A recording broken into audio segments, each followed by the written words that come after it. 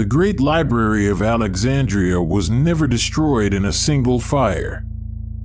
No army marched in one afternoon and burned every scroll it held. No single villain, not Julius Caesar, not a caliph, not a mob, closed its doors in one dramatic stroke and walked away leaving nothing behind. That version of the story is the one most people carry with them, a glorious repository of ancient knowledge, gone in an afternoon, an entire civilization's memory turned to ash before anyone could stop it. It is a satisfying story. It has a villain, a single terrible moment, and a clean, mournful ending. It is also, in almost every detail, not what happened. If you enjoy this kind of slow, patient unraveling of a story everyone thinks they already know, there is a subscribe button somewhere near this video, and it genuinely helps a small channel like this keep making these. But only follow it if this is actually the kind of thing you look forward to falling asleep to. No pressure either way. Right now, all that matters is the story itself. So dim the light near you, if you haven't already. Get comfortable. Let your shoulders drop. What you are about to hear is not a story of one fire, but of many small losses spread across 700 years, each one so ordinary in its own moment that almost no one who lived through it understood they were watching the end of something irreplaceable. You will meet the kings who built the greatest library the ancient world ever knew, the scholars who filled it, the soldiers whose war set the first fire near its shelves, the bishops and mobs whose religious fury finished what neglect had already begun, and the woman whose death, more than any burning building, marked the true end of the world the library represented. Along the way, you will meet the myths too, the ones historians have spent centuries trying to gently set down, because the truth, as it usually does, turns out to be slower, sadder, and more human than the legend. Let the story begin not with fire, but with a city that did not yet exist, a stretch of empty coastline, chosen by a young conqueror who would never live to see what would rise there. In 331 BC, Alexander the Great stood on a narrow strip of land between the Mediterranean Sea and a shallow lake on the northern coast of Egypt, and decided this was where his name would live longest. He was 25 years old, already the master of an empire stretching from Greece to the edge of India, and he had founded cities before. More than a dozen of them would eventually carry his name across 3 continents.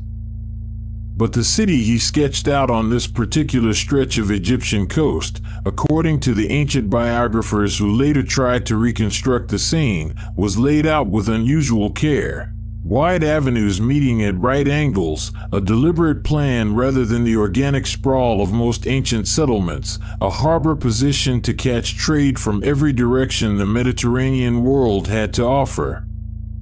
Alexander himself never returned to see the city grow. He died in Babylon 8 years later, not yet 33, and his vast empire fractured almost immediately among his surviving generals, each carving out a kingdom from the pieces of what he had built. One of those generals, a Macedonian nobleman named Ptolemy, claimed Egypt for himself, and with it, the unfinished city on the coast that still bore Alexander's name. The decades immediately following Alexander's death, a period modern historians call the Wars of the Diadochi, or successors, were among the most violently unstable in the entire Hellenistic world's history, as Alexander's leading generals fought one another in shifting alliances and repeated betrayals over the fragments of the empire he had conquered but never organized into any lasting administrative structure of his own.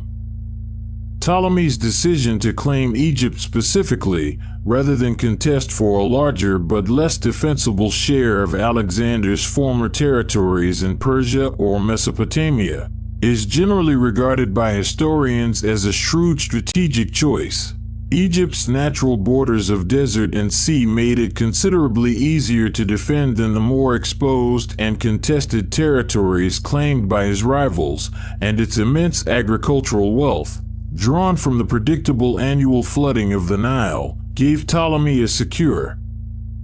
economic foundation that several of his rival successor kingdoms, fighting continuously over more exposed frontiers, never fully achieved. Ptolemy understood something that many of his fellow generals did not. Military conquest could win territory, but it could not, on its own, win the kind of enduring prestige that made a kingdom feel legitimate rather than merely occupied. Egypt already possessed one of the oldest continuous civilizations in the world, with monuments and temples stretching back nearly 3,000 years before Ptolemy ever set foot in Alexandria. To rule it convincingly, a Macedonian soldier turned king needed more than an army. He needed to become, in the eyes of both his Greek courtiers and his Egyptian subjects, a patron of civilization itself. Alexandria, still young and half-built when Ptolemy took the throne, was the perfect canvas for that ambition. It sat at the hinge point between three worlds, the Greek-speaking Mediterranean to the north, the ancient civilization of Egypt to the south, and the trade routes of Arabia and India reaching in from the east. Ships from Athens, Rhodes, Carthage, and a dozen other ports already called at its harbor.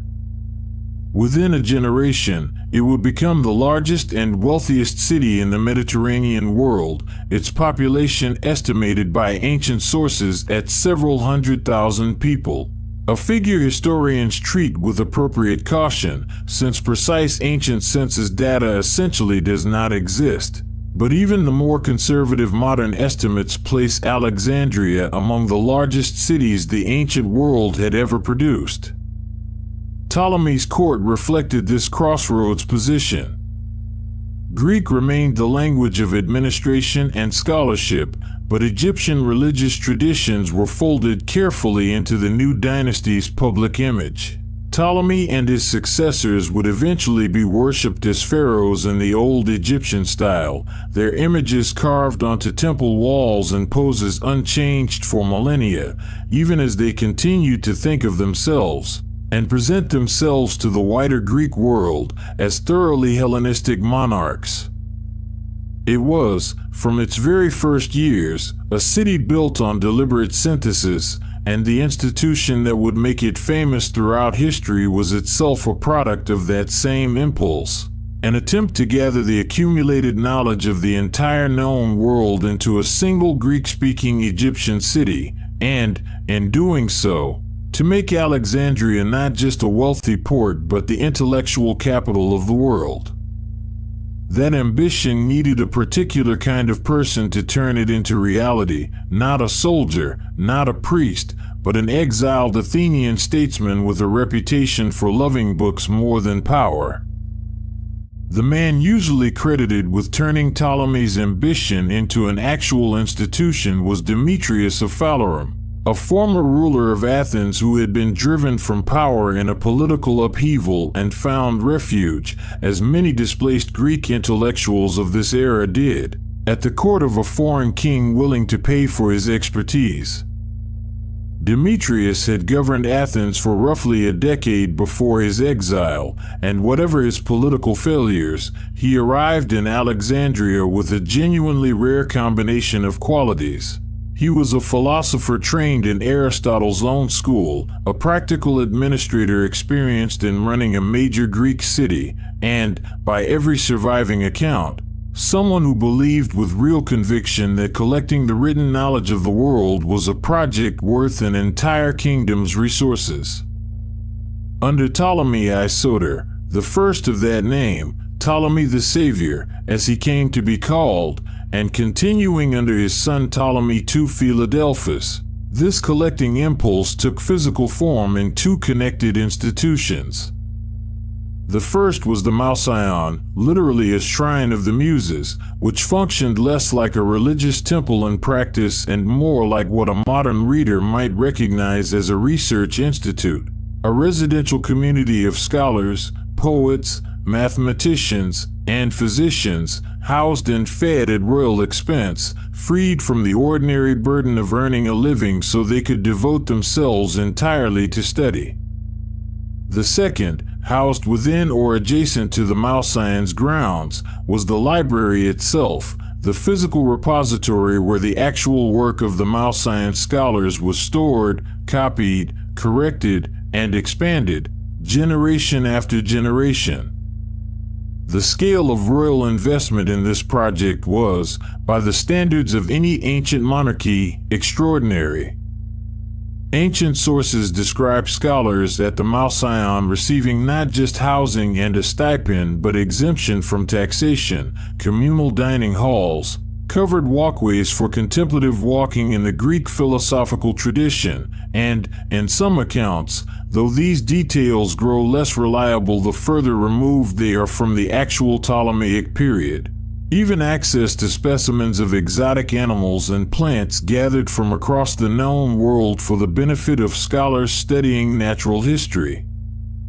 Whether every specific detail in these later accounts is precisely accurate is difficult to establish with full confidence, since the most detailed descriptions of the Mouseion's daily operations come from writers living centuries after its founding, working from earlier sources that have not themselves survived.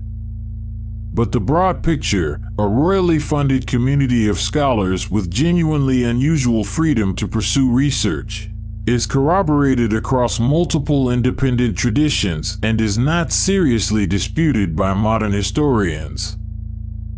Demetrius himself would not live to see the library reach its full later prominence.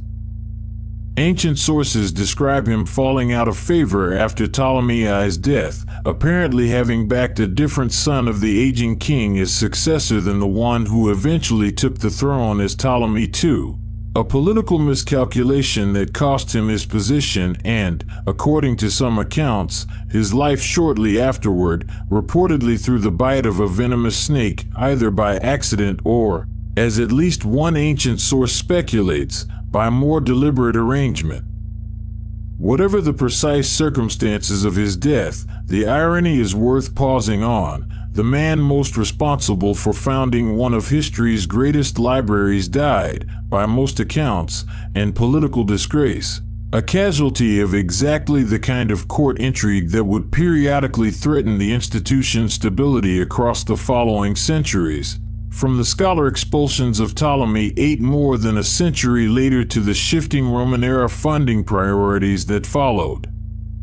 What made this project distinctly Ptolemaic, rather than simply an imitation of similar Greek institutions elsewhere, was its explicit ambition toward completeness. Other Greek cities had respected libraries and philosophical schools. None of them, so far as the surviving record shows, set out with the stated goal of acquiring a copy of every book that existed in the known world. That ambition, audacious, almost impossible to take literally, and yet apparently pursued with real seriousness by the Ptolemaic court, is what set the Library of Alexandria apart from every comparable institution of its age, and what would eventually make its gradual disappearance feel like such a singular loss to everyone who has told this story in the centuries since. Turning that ambition into shelves full of actual books required methods that ranged from diplomatic to, by the standards of any era, more than a little aggressive. According to several ancient sources that later historians treat as broadly credible and outlying even where specific numbers and anecdotes may be exaggerated, the Ptolemaic kings pursued their collecting ambition with a persistence that bordered on obsession. Letters were reportedly sent to the rulers and civic authorities of nearly every city in the Greek-speaking world, requesting copies of whatever texts their libraries or archives possessed, with the Alexandrian court offering to pay generously for the privilege of copying them.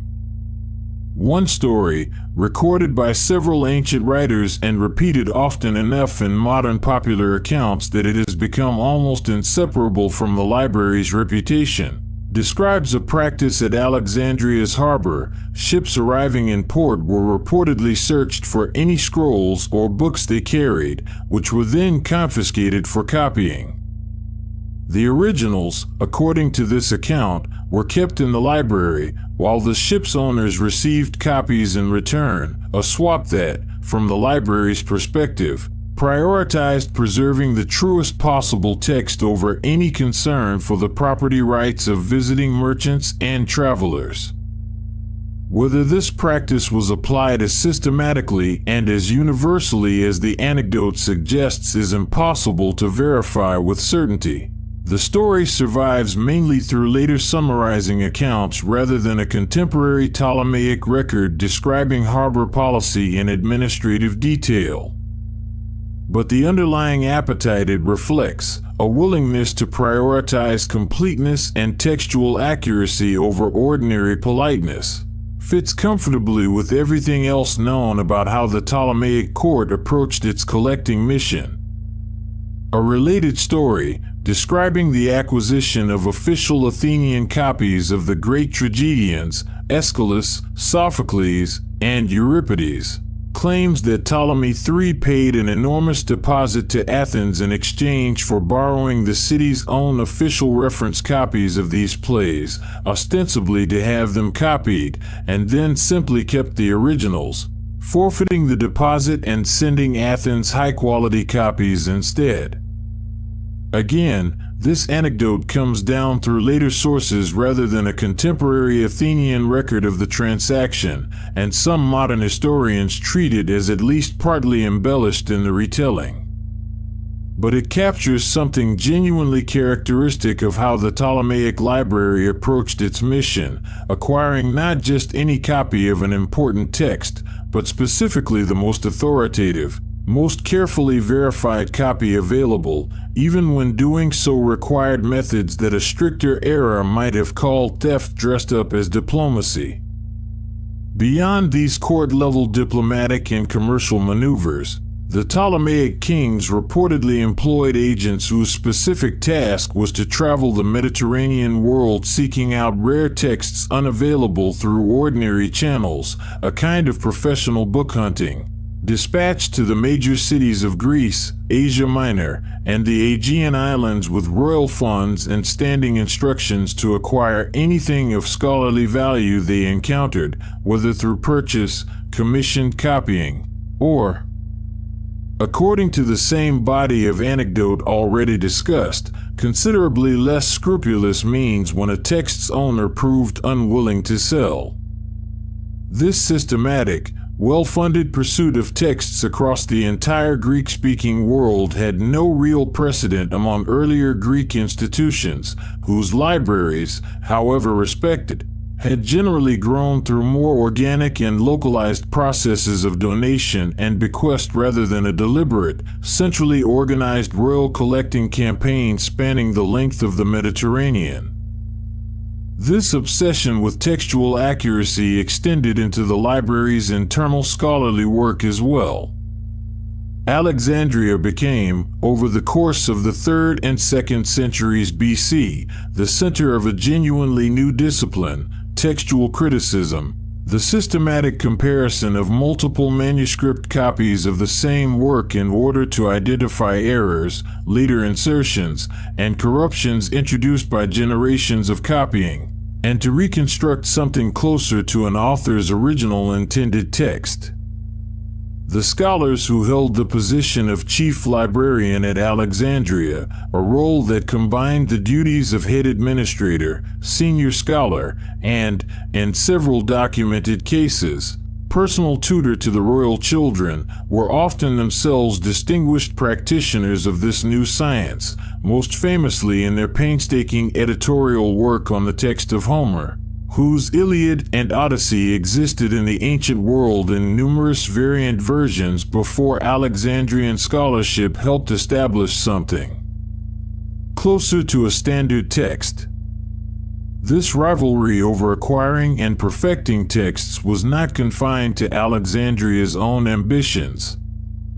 A genuine competitive rivalry existed with the library at Pergamon, a Hellenistic kingdom in Asia Minor whose own rulers pursued a comparably ambitious collecting program, and ancient sources describe outright hostility between the two projects, including, in one frequently repeated story, an Egyptian export ban on papyrus intended specifically to hamper Pergamon's book production, which supposedly forced the Pergamene library to develop parchment-treated animal skin as an alternative. Writing material. Modern historians treat the papyrus embargo story with some skepticism, since parchment production techniques likely developed for a range of practical reasons rather than a single deliberate Egyptian trade restriction. But the story's persistence across multiple ancient sources does at least confirm that contemporaries genuinely understood these two great libraries as rivals, competing openly for prestige, for scholars, and for the rarest and most valuable texts the ancient world had to offer. The physical production of the books themselves deserves some attention here, since it shapes almost everything about how ancient libraries actually functioned. Papyrus, the writing material at the center of this entire story, was manufactured almost exclusively from a reed that grew abundantly in the marshes of the Nile Delta, cut into thin strips, laid in overlapping layers at right angles to one another, pressed, and dried into sheets that could then be joined end to end into long rolls. Egypt's near monopoly on papyrus production gave the Ptolemaic kings an additional, more mundane form of leverage over the wider Hellenistic book trade beyond their aggressive acquisition policies. They controlled, to a significant degree, the very material every other ancient library depended on to make copies of anything at all. A single finished scroll might require the labor of a trained scribe working for days, copying text by hand in careful, legible columns, checking his own work against the source document, and binding the finished roll with a label identifying its contents, meaning that the library's holdings, however large the final number, represented an almost unimaginable quantity of accumulated human labor, quite apart from the intellectual labor of the scholars who used them. By the height of the Ptolemaic dynasty's investment in this project, ancient sources claim the library's holdings numbered anywhere from 200,000 to as many as 700,000 individual scrolls, figures that modern historians treat with real caution, since a single ancient work often required multiple scrolls to contain. No surviving ancient catalog gives a verifiable precise count, and ancient authors writing about famous institutions had every incentive to round upward. For effect, what can be said with more confidence is that the library, whatever its exact scale, was almost certainly the largest single collection of written knowledge that had ever existed in one place in the ancient world, and that its reputation for scale and completeness was already legendary within a few generations of its founding, spreading across the Mediterranean through the very scholars it employed. Those scholars, and the extraordinary work some of them accomplished within the library's walls, are themselves worth understanding in more detail, because what was lost, centuries later, was not simply a building full of scrolls, but the ongoing, living work of the minds that filled it. The roster of scholars associated with the Library of Alexandria across its centuries of operation reads, even accounting for the gaps and uncertainties in the ancient record, like a survey of the ancient world's most consequential intellectual achievements. Understanding a handful of them in some detail helps make concrete what, in the abstract, can feel like a vague claim about lost knowledge, because the people who did this work and the specific things they discovered are not abstractions at all.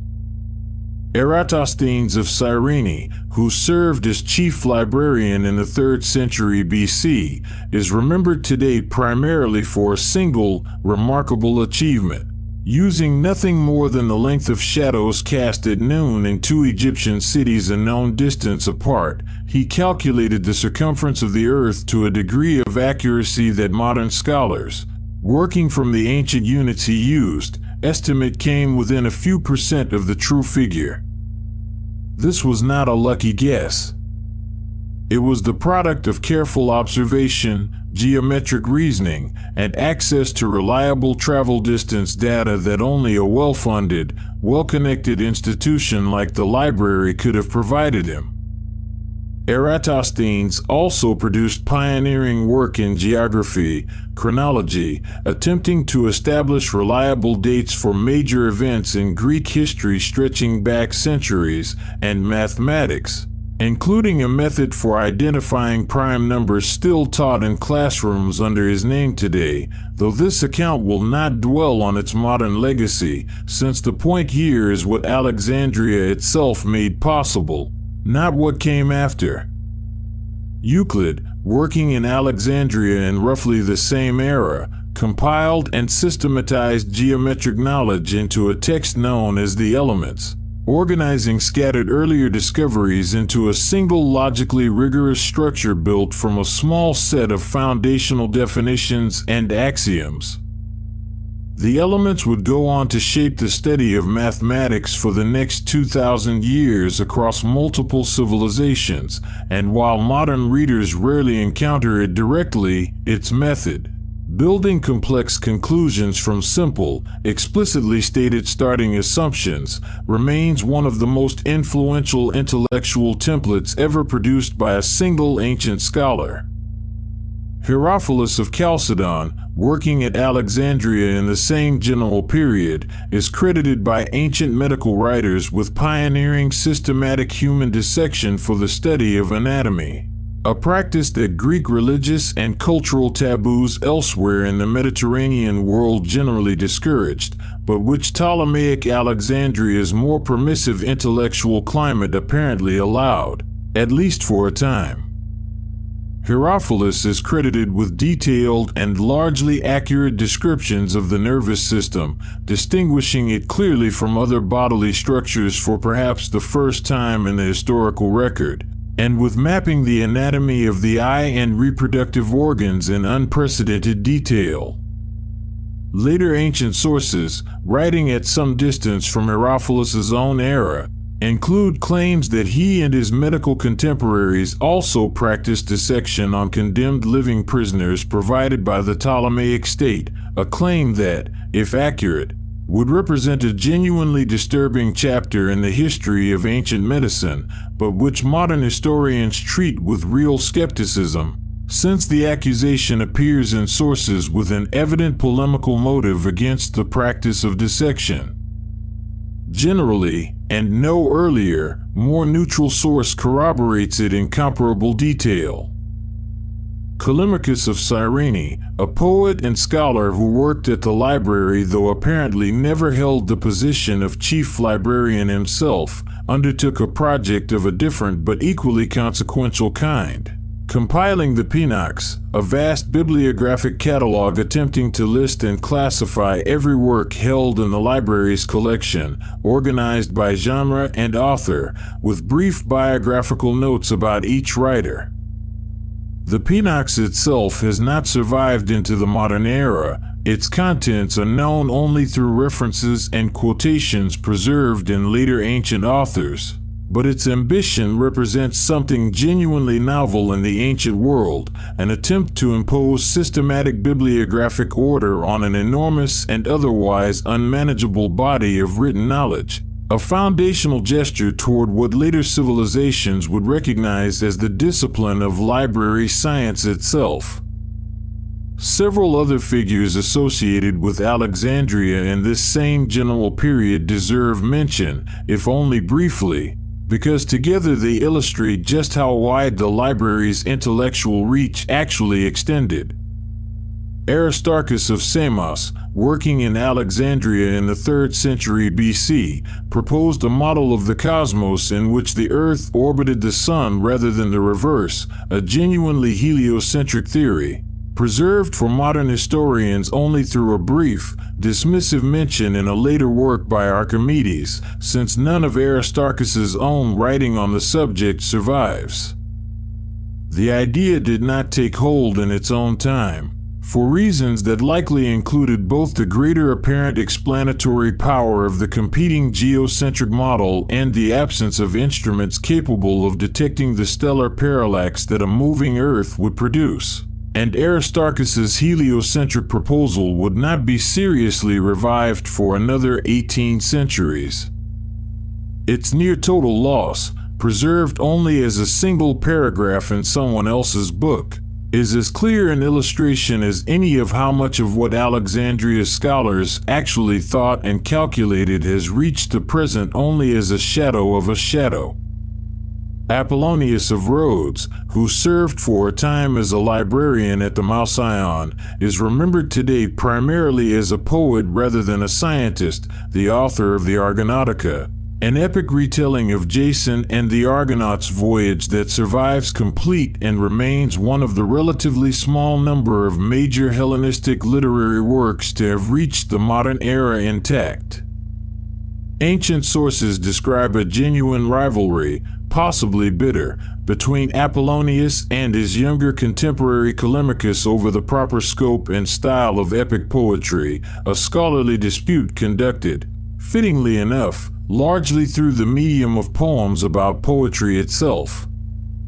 Aristophanes of Byzantium, another head of the library in this same broad era, made a contribution whose consequences reach into nearly every piece of written Greek text handled by scholars ever since. He is credited with devising the system of diacritical accent marks used to indicate pitch and stress in written Greek, a practical innovation intended to help readers, particularly those learning Greek as a foreign language, pronounce texts correctly, a small, almost bureaucratic sounding achievement that nonetheless shaped how an entire language would be written down for the rest of its history. The library's reach extended into practical engineering as well as pure scholarship.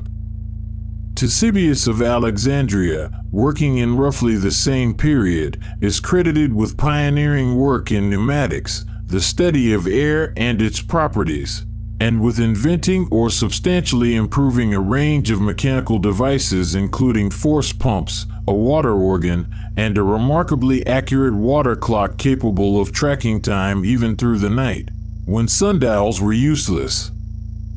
His work, much of it likely conducted with at least some connection to Alexandria's scholarly institutions, would later influence the more famous engineering treatises of Hero of Alexandria, working several centuries afterward, whose own surviving writings on mechanical devices, automata, and steam-powered novelties represent one of the more unusual and, to modern eyes, startlingly forward-looking bodies of work to have survived from the ancient engineering tradition, hinting at technical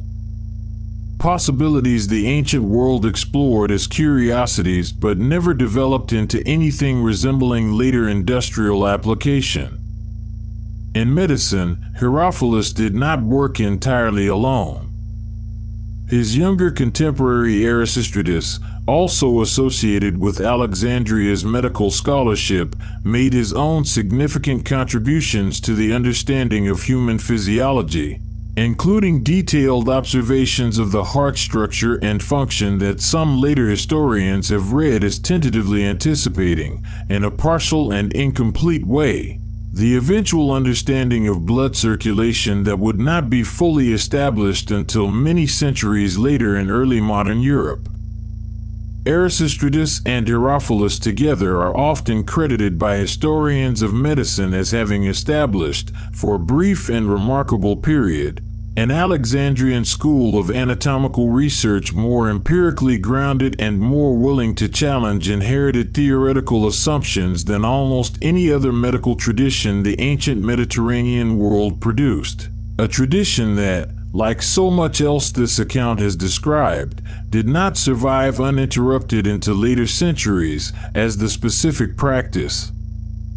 of human dissection that had made their discoveries possible fell out of favor in the medical culture that followed them.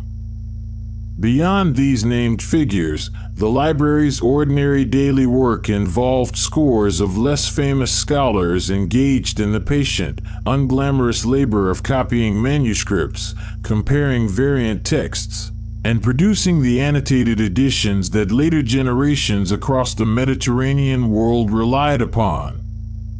Remember, when weighing everything this institution eventually lost, that most of what disappeared was not the work of a handful of famous names, but this vast, largely anonymous body of accumulated scholarly labor, commentaries, variant readings, minor treatises, and reference works whose authors are known to us today, if at all, only as names mentioned in passing by later writers quoting from books that no longer exist. Grammar and language study, a field that might seem an unglamorous companion to astronomy and mathematics, occupied a genuinely central place in the Malscien's work, and for good reason. An institution devoted to preserving and correctly interpreting ancient texts needed scholars who understood, in precise technical detail, how the Greek language itself functioned and how it had changed across the centuries separating Homer's era from the library's own. Dionysius Thrax, working in Alexandria in the 2nd century BC, composed what survives as the earliest systematic Greek grammar, establishing categories of parts of speech and grammatical analysis that would shape the study of Greek, and by later extension the study of Latin and other European languages, for the following 2,000 years. This grammatical tradition was not an abstract academic exercise conducted for its own sake. It existed in direct service of the library's core textual mission, since establishing a reliable, correctly punctuated, and grammatically consistent text of Homer or any other ancient author required exactly this kind of rigorous linguistic groundwork, developed and refined by generations of scholars working in direct conversation with one another inside the same institution. This concentration of genius and resources did not exist without real friction and contradiction, a tension between the library's lofty ambitions and the messier realities of court politics, funding, and the practical difficulties of housing an enormous and constantly growing collection of fragile papyrus scrolls in a Mediterranean climate. For all its legendary reputation, the Library of Alexandria that actually existed was, in several important respects, a more contradictory and less perfectly organized institution than its later reputation suggests. Ancient sources disagree, sometimes sharply, on basic questions that a modern reader might assume were straightforward: the precise physical layout of the library's buildings, the exact relationship between the main library associated with the royal palace complex and the secondary collection later housed at the Serapeum temple, and even the total number of scrolls the institution held at its peak. The very name of the institution presents a small illustration of this broader uncertainty. Ancient and modern writers alike used the Library of Alexandria as though it refers to a single, continuously existing building, but the more accurate picture, pieced together from scattered references across many centuries of sources, is of an evolving set of institutions and collections: the original Malscion Library of the early Ptolemaic Palace Quarter, the later daughter collection at the Serapeum, and quite possibly other, smaller collections attached to temples or private households across the city that never achieved comparable fame but nonetheless held genuine scholarly material. Referring to all of this collectively as the library, in the singular, is a convenient shorthand this account has used throughout and will continue to use. But the object of this story is not really one building with one continuous fate, but a whole layered tradition of collecting and scholarship that rose, shifted its physical center more than once, and eventually faded across 7 centuries. Part of this uncertainty stems from a simple and somewhat sobering fact. No detailed contemporary Ptolemaic-era description of the library's physical building has survived. Nearly everything modern historians know about its architecture and daily operations comes from later writers, Greek and Roman authors working 1, 2, or even 3 centuries after the library's founding, often relying on earlier sources that have themselves been lost, occasionally embellishing or simplifying details for the sake of a good story. This is not to say these later accounts are worthless as historical evidence. Where multiple independent later sources agree on a detail, historians generally treat it as reasonably reliable. But it does mean that many of the vivid specifics repeated in popular accounts of the library, exact scroll counts, precise architectural descriptions, detailed daily schedules for resident scholars, rest on a thinner evidentiary foundation than their confident retelling usually suggests. The library's dependence on royal patronage was itself a source of real institutional fragility, even during the centuries of its greatest prestige. Every scholar's stipend, every scroll's acquisition budget, every renovation of the Malscience buildings depended ultimately on the personal priorities and available treasury of whichever Ptolemaic king currently sat on the throne. Some Ptolemaic rulers pursued the library's collecting mission with genuine enthusiasm, later kings in the dynasty. As Ptolemaic Egypt's political stability and finances grew more precarious through dynastic infighting and shrinking territory, showed considerably less interest in continuing to fund an expensive institution whose benefits were primarily reputational and intellectual rather than immediately practical. This dependency produced a documented episode of genuine crisis in the 2nd century BC, under the reign of Ptolemy I, a king whose brutal internal power struggles with his own family are well attested in the ancient record and need not be recounted here in full, except for their consequence for the library. Ptolemy VIII reportedly expelled a significant number of Alexandria's resident Greek scholars from the city during a period of internal political purges, apparently as part of a broader crackdown on intellectuals he suspected of supporting his rivals. Whatever his precise motives, the practical effect was a genuine brain drain. Displaced Alexandrian scholars carried their training and their library-honed methods to other cities across the Mediterranean world, in some ways spreading Alexandria's intellectual influence more broadly even as it weakened the home institution itself. Some modern historians treat this episode as an early, underappreciated turning point in the library's slow decline, a demonstration, more than a century before Rome ever became involved in Egyptian affairs, that the institution's fortunes could be undone not by fire or invasion but by the ordinary political instability of the dynasty that had created it. The daily rhythms of life within the Malscience, so far as later sources allow any reconstruction at all, suggest an institution that combined genuine scholarly freedom with the ordinary indignities of dependence on royal favor. Resident scholars reportedly dined together in a communal hall, a practice that later satirists writing from outside Alexandria's own tradition sometimes mocked, portraying the Malscience scholars as pampered, quarrelsome men squabbling over minor points of grammar while living comfortably at royal expense, a caricature that, whatever grain of truth it may contain, likely says as much about the ordinary Greek suspicion of state-funded intellectuals as it does about the actual character of Alexandrian scholarship.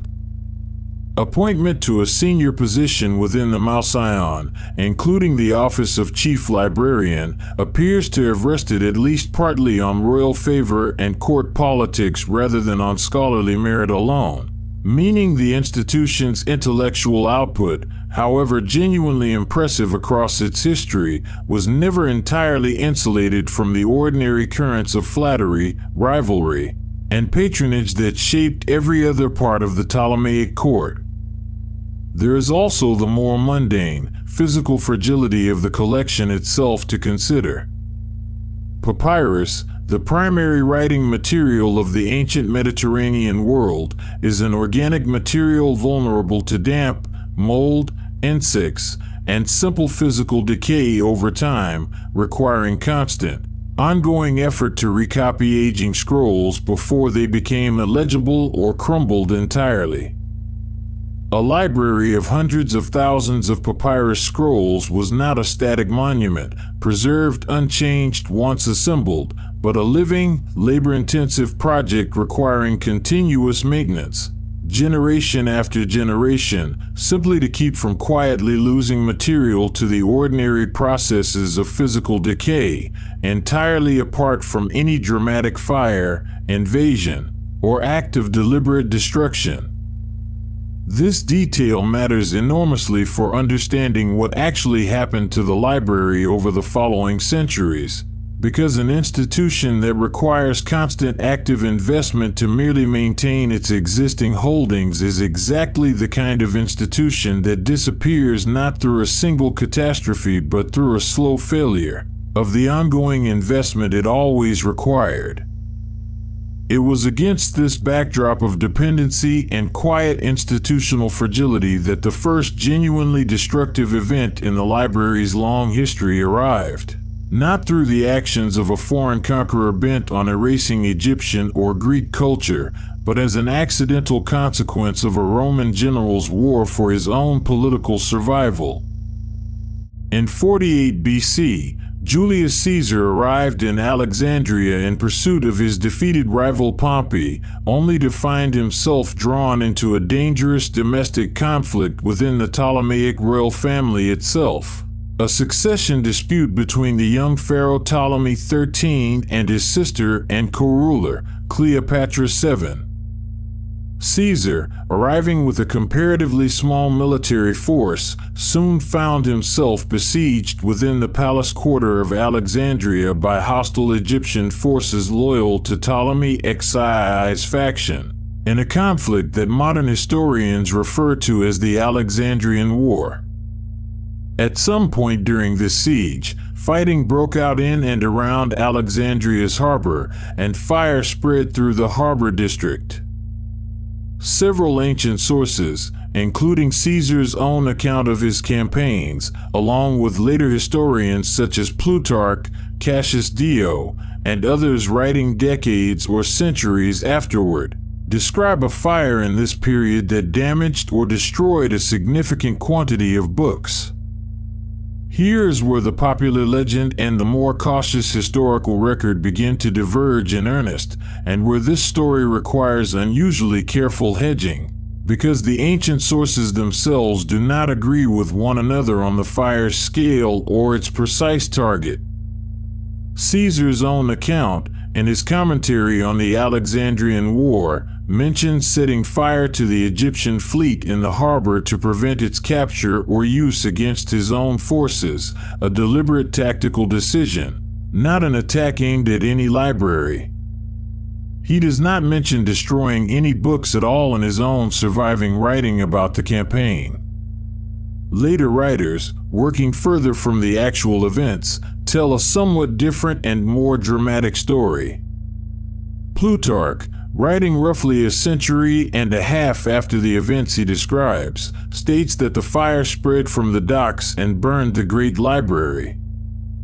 Aulus Gellius, a Roman writer of the 2nd century AD, cites an even more specific figure, some 400,000 scrolls destroyed. A number modern historians treat with the same caution applied to most large round numbers in ancient sources describing this library, since it appears in a source writing nearly 2 centuries after the event, with no clear indication of where such a precise figure originally came from. The broader military situation Caesar found himself in during this campaign helps explain why a fire broke out at all and why the sources describing it are so inconsistent. Caesar had arrived in Alexandria with a force numbering only a few thousand men, badly outnumbered by the forces available to Ptolemy I's regents and generals within the city, and for months he found himself effectively trapped within a fortified section of the palace quarter, fighting a series of skirmishes across the harbor and its causeways while awaiting reinforcements from Roman allied forces elsewhere in the eastern Mediterranean. Naval combat in the enclosed waters of Alexandria's Great Harbor was a central feature of this siege, and it is in the context of exactly this kind of harbor fighting, ships burning, dockside structures catching fire from drifting wreckage or deliberately thrown incendiaries, chaos spreading through a densely built commercial waterfront during active combat, that the fire in question broke out, rather than in any single deliberate act of arson aimed at a specific building. What seems most likely, based on a careful weighing of the available sources by modern historians, is something narrower and less catastrophic than the popular legend suggests. The fire that spread through Alexandria's harbor district in 48 BC likely destroyed warehouses containing books intended for export or in transit, a significant loss of written material, certainly, but probably not a direct strike on the main library building itself, which multiple ancient sources continue to describe as functioning normally in the decades that followed Caesar's departure from Egypt.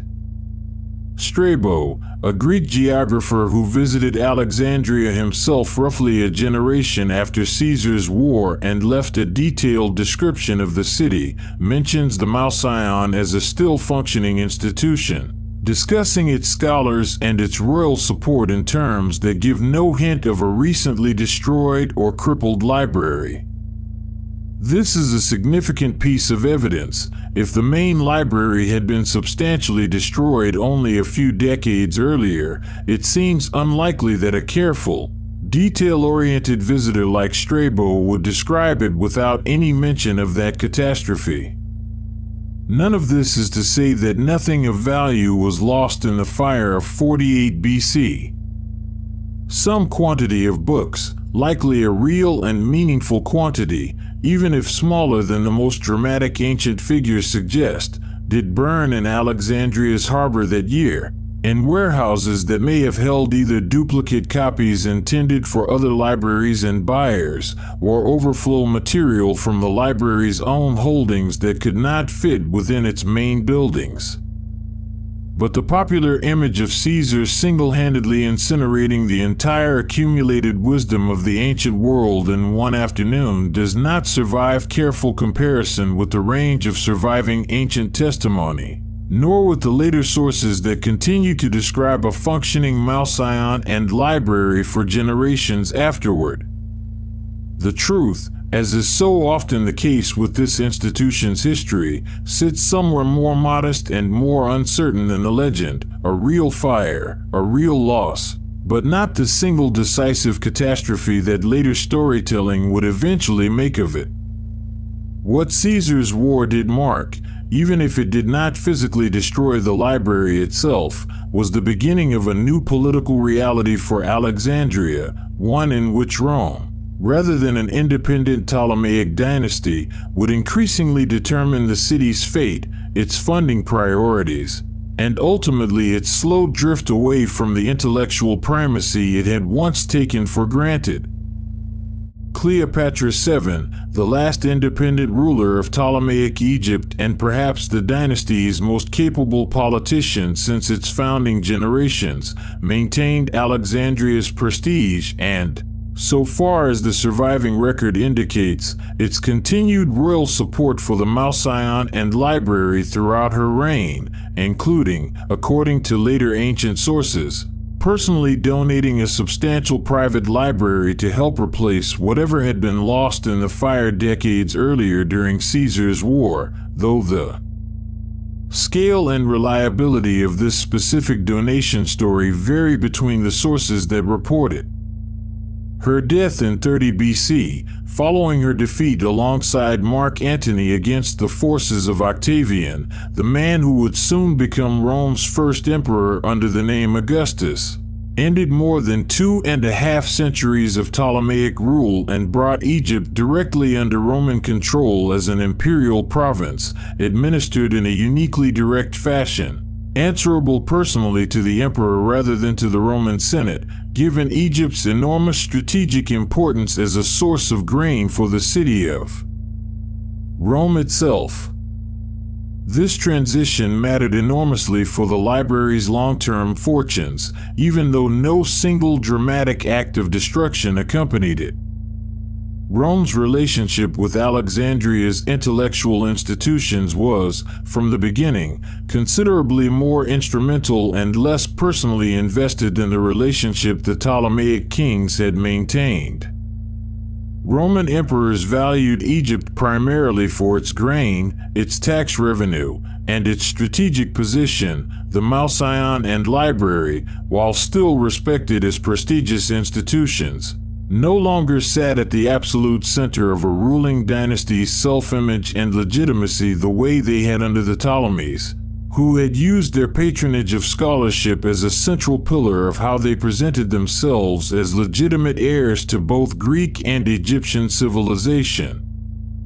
Several Roman emperors did continue to patronize Alexandria's scholarly institutions to varying degrees. Augustus himself visited Alexandria and, according to ancient sources, treated the city and its monuments with considerable respect, even as he formally ended Ptolemaic independence. Later emperors, including Claudius, reportedly added new buildings or wings to the Mouseion complex. But the overall trajectory, as reconstructed by modern historians piecing together scattered references across several centuries of Roman-era sources, is one of gradual, uneven decline rather than sudden collapse, a slow reduction in the scale of royal investment, a slow narrowing of the Mouseion's role from the intellectual center of the entire Mediterranean world to a still respected but no longer singularly dominant institution, as other cities across the Roman Empire developed their own libraries, schools, and centers of learning that no longer depended so completely on Alexandria's example. Alexandria's Roman-era decline, in whatever institutional sense it affected the Mouseion specifically, did not mean the city itself became a backwater. Alexandria remained, throughout the first 2 centuries of Roman rule, one of the empire's most important commercial hubs, its harbor handling the enormous grain shipments that fed the city of Rome itself, alongside luxury goods arriving via the Red Sea trade routes from India and Arabia, glass, textiles, spices, and papyrus flowing out through the same port that had once specialized primarily in books. The city's famous lighthouse, the Pharos, built in the early Ptolemaic period and counted among the 7 wonders of the ancient world, continued to guide ships into the harbor throughout this entire period of institutional change, a physical symbol of continuity even as the intellectual institution the city was most famous for gradually diminished behind it. Alexandria itself remained, throughout the early centuries of Roman rule, one of the largest and wealthiest cities in the empire, second in population and prestige perhaps only to Rome itself. But its position as the unrivaled singular capital of ancient learning gradually eroded as the Roman world's intellectual geography broadened. The library at Pergamon continued to operate. New libraries developed in Rome itself as the imperial capital increasingly demanded its own centers of scholarship and record-keeping, and the enormous cultural gravity that had once pulled ambitious Greek-speaking scholars specifically toward Alexandria began, slowly and unevenly, to disperse across a wider Mediterranean intellectual landscape. Roman administrative practice also reshaped the Malsaeans' institutional character in ways that, while less dramatic than any single fire, mattered enormously over the long run. Under the Ptolemies, appointment to senior positions within the Malsaeon had rested largely on royal favor exercised somewhat informally by whichever king currently held the throne. Under Roman rule, the office of chief librarian and the broader administration of the Malsaeans' finances gradually became folded into the ordinary bureaucratic apparatus through which Rome governed Egypt as a province, subject to the same kind of administrative oversight and the same vulnerability to shifting budgetary priorities as any other provincial institution. Several inscriptions and papyrus fragments surviving from the Roman period, though frustratingly sparse compared to what a modern historian would wish for, suggest that the position of chief librarian, or of high priest of the Malsaeon, continued to be a recognized and prestigious office well into the Roman imperial period, sometimes explicitly appointed by the emperor himself rather than by any local Alexandrian authority, a detail that captures, in miniature, exactly how completely the institution's fate had come to depend on the priorities of a distant imperial court rather than the sustained, personally invested royal patronage the Ptolemaic kings had once provided. Alexandria also suffered several documented episodes of serious civil violence during the early Roman imperial period that, while not specifically targeting the library, contributed to a broader pattern of instability affecting the city's institutions. In 115 AD, a major Jewish revolt against Roman rule spread through Alexandria and other cities with large Jewish populations across the eastern Mediterranean, and the fighting that resulted caused significant destruction within Alexandria itself, including, according to some ancient accounts, damage to sections of the city near the royal quarter where the Malsaeon and library were traditionally situated. The precise extent of damage to the library specifically during this revolt is not well documented in surviving sources, and modern historians are cautious about drawing firm conclusions from the limited evidence available, but the broader pattern is clear enough. Roman-era Alexandria, for all its continued wealth and size, was no longer the politically stable environment in which the Ptolemaic library had been founded and had flourished for its first 2 centuries. A further, better documented crisis struck in 272 AD during the reign of the Roman Emperor Aurelian, when Alexandria became a battleground in a Roman civil war against the breakaway Palmyrene Empire that had briefly seized control of Egypt and much of the Roman East. Ancient sources describe substantial destruction in Alexandria's royal quarter during Aurelian's campaign to retake the city, including specific mentions of damage to the Brycian district, the neighborhood most closely associated with the original Malsaeon and library complex. Some modern historians consider this Aurelian-era destruction, rather than Caesar's earlier and more famous fire, to be the point at which the original Ptolemaic Malsaeon and library, as a physical institution in its original form, effectively ceased to exist in any organized way, though, characteristically for this story, the ancient sources describing this destruction are frustratingly brief in general, giving historians a clear sense that something significant was destroyed without providing the kind of detailed, confident account that would let the story be told with full certainty. By the time these 3rd century crises had passed, the intellectual center of Alexandria's scholarly life had, in any case, substantially shifted to a different location within the city. A secondary institution that had been quietly growing in importance for centuries, attached not to the royal palace complex but to one of Alexandria's grandest religious sanctuaries. The Serapeum of Alexandria was, first and foremost, a temple, one of the largest and most magnificent religious structures in the entire Roman world, built to house the cult of Serapis, a god whose worship the early Ptolemaic kings had deliberately promoted as a unifying religious figure bridging Greek and Egyptian traditions.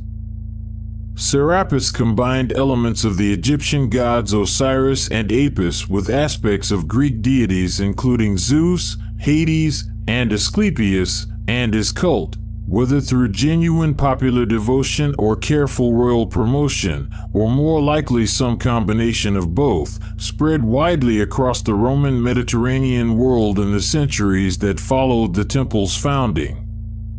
Alongside its religious functions, the Serapeum complex housed what ancient sources describe as a secondary library, sometimes called the daughter library in modern historical writing, to distinguish it from the original Malsion library associated with the royal palace quarter. The precise relationship between these two collections is genuinely unclear in the surviving ancient sources. Some accounts suggest the Serapeum library functioned primarily as an overflow collection, holding duplicate copies of texts also held in the main library, intended for wider public access in a way the more restricted, scholar-focused Malsion collection may not have offered as freely. Other interpretations suggest the Serapeum library developed its own distinct character over time, accumulating its own unique holdings rather than merely duplicating the palace collection. The cult practices centered at the Serapeum extended well beyond simple worship of a cult statue. Ancient sources describe the temple as a site of incubation rituals, in which worshippers seeking healing or guidance would sleep within the temple precincts in hopes of receiving a diagnostic or prophetic dream from the god, a practice with clear roots in earlier Greek healing cult traditions associated with Asclepius, adapted here to Serapis's own composite divine identity, which drew explicitly on Asclepius among its several component deities.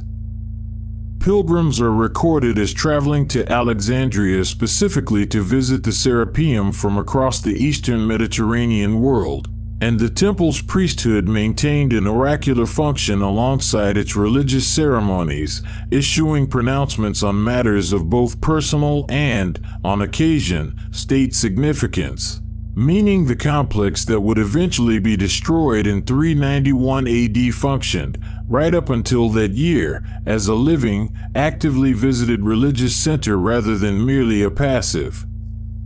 repository of old books and older statues.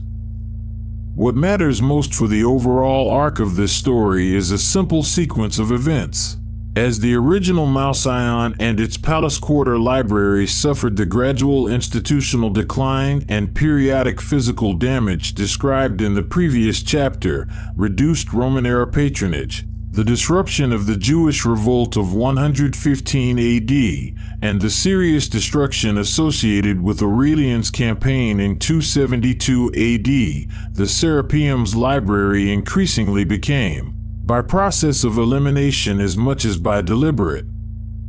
design, the primary surviving repository of Alexandria's accumulated scholarly collection. By the 4th century AD, when the events that would finally end this chapter of the library's story began to unfold, it was the Serapeum, not the largely vanished original Malsion, that held whatever remained of Alexandria's legendary book collection. The physical scale of the Serapeum complex itself helps explain why its eventual destruction registered so powerfully among contemporaries, well beyond whatever books it happened to still contain. Ancient descriptions, including one left by the historian Ammianus Marcellinus writing in the 4th century, described the temple as second in splendor only to the Capitoline Temple of Jupiter in Rome itself among all the religious buildings of the empire, its main sanctuary reached by a monumental staircase and surrounded by colonnaded courtyards housing subsidiary shrines, and, by some accounts, its own smaller library rooms built directly into the temple's supporting structure.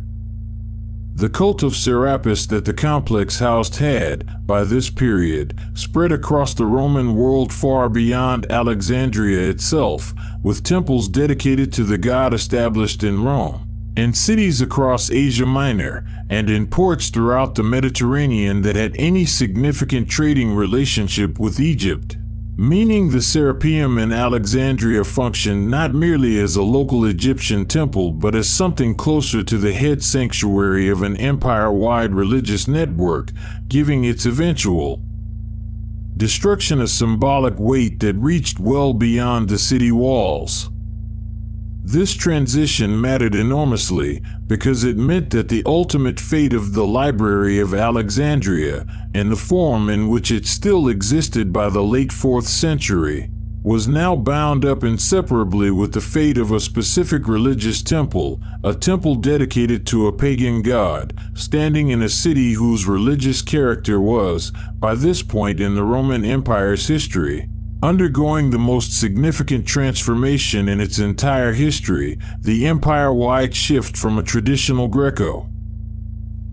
religious landscape toward Christianity as the dominant and, increasingly, the only officially tolerated faith. Alexandria itself sat at the very center of this transformation, home to one of the most important and most contentious Christian bishoprics in the entire Roman world, and to a pagan intellectual and religious tradition that had, for centuries, considered itself the natural custodian of the Mediterranean's oldest and most prestigious cultural inheritance.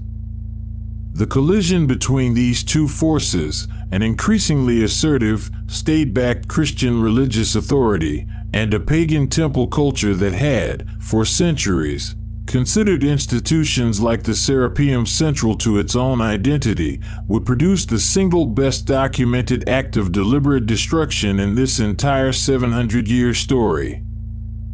By the second half of the 4th century AD, the Roman Empire's religious landscape had changed almost beyond recognition from the world in which the Ptolemaic library had first been founded.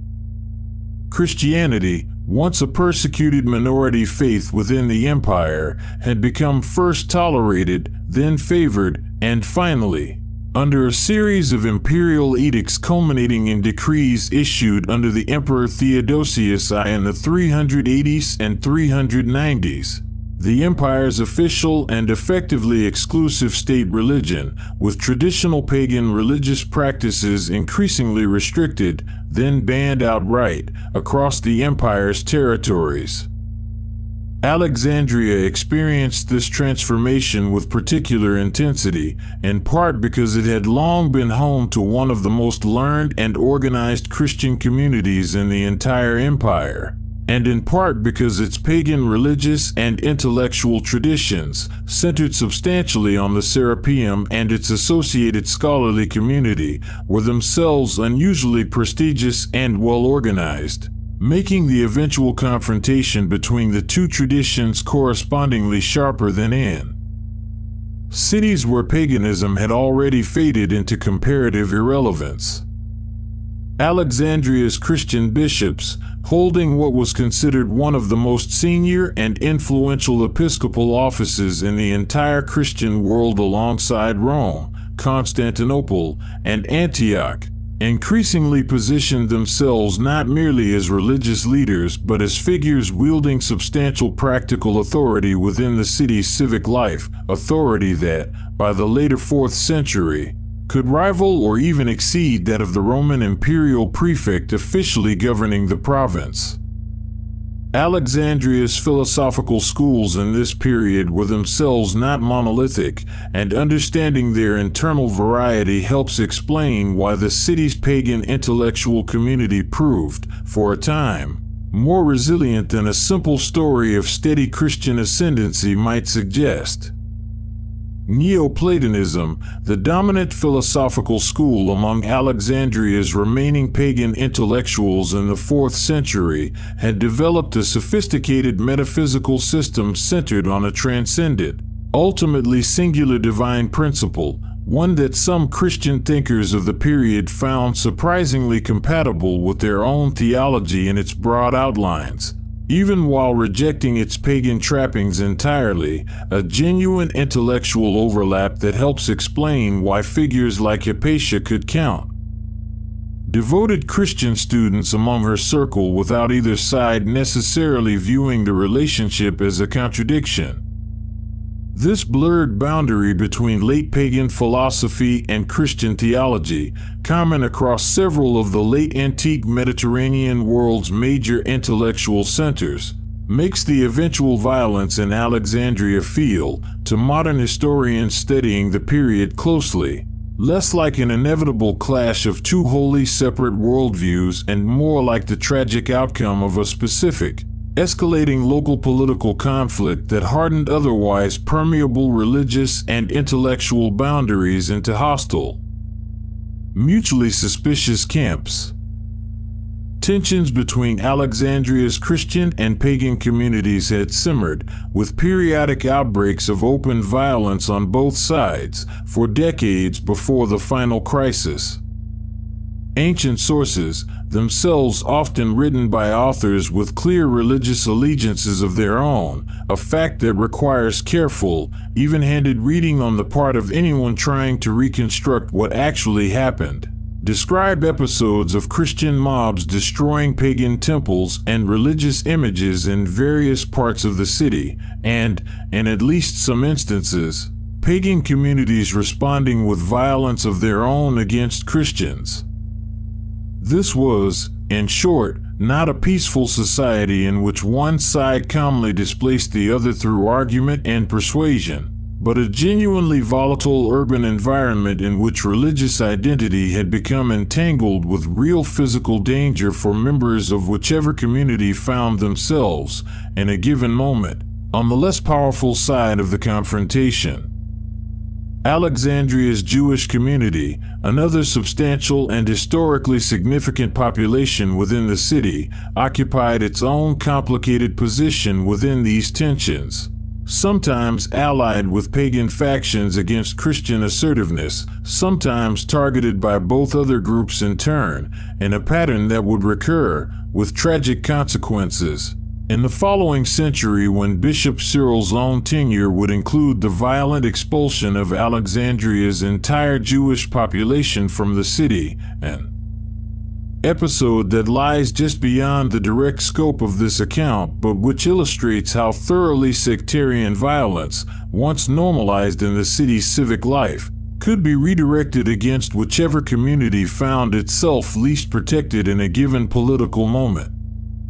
Alexandria in this period was, in short, a city in which three major religious communities, pagan, Christian, and Jewish, coexisted in a state of chronic, unstable tension, punctuated by episodes of open violence that Roman provincial authorities, whatever their formal legal powers, often proved unable or unwilling to prevent.